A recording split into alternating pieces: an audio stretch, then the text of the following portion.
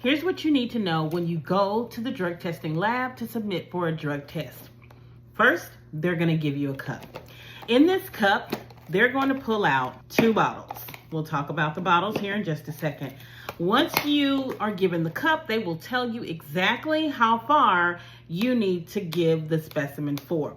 They're typically looking for about 45 to 50 milliliters. I say fill it all the way up and never go to the lab very late, because if you can't give enough, then you may lead yourself right into a refusal in the FMCSA Clearinghouse.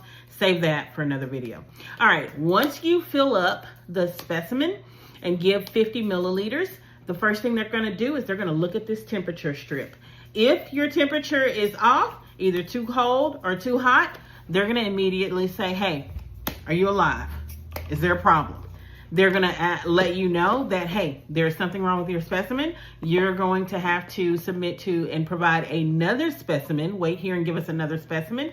And your test is going to be observed. Observed means a member of the same sex has to go in there with you and make sure that the urine goes from your body and into the cup.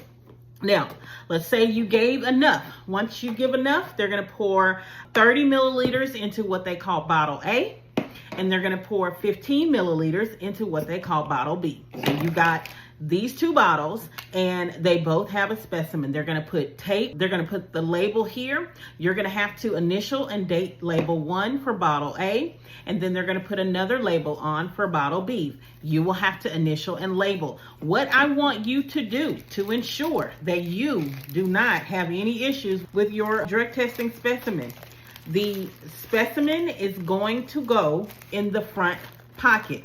Drop it in the front pocket. There's also a little piece of paper in there so that nothing seeps out. You want to make sure that you hear that click. Let's hear the click. You want to make sure that nothing is leaking. All right, have them do all of that in front of you. Now, what they're gonna do, and then on the back, they're gonna stuff, in the back envelope, they're gonna stuff in the, what we call the CCF form, the chain of custody form. You should have a copy of this chain of custody form. Make sure you get a copy and keep it and take a picture of it, because you're gonna always need that number, right? And then the form, the barcode's gonna be on the outside, the numbers, all that stuff. But what's important is when they seal this drug test, they're gonna seal it right at those little railroad tracks.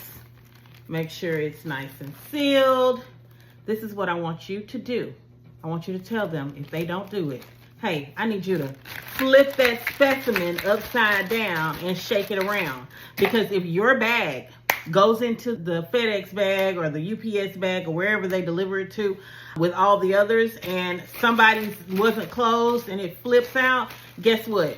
Your clean urine specimen may get mixed up with somebody's specimen that has White Lady and Snow White and Mary Jane and all of the things. You don't want your specimen mixed up with anybody else's. That is how, young man and young woman, we see violations in the FMCSA Clearinghouse. I hope this information was helpful to you. If you have any questions about the drug testing process or the drug testing procedures, let me know. Go ahead and comment below. Make sure you hit that follow button so that you can always catch my videos.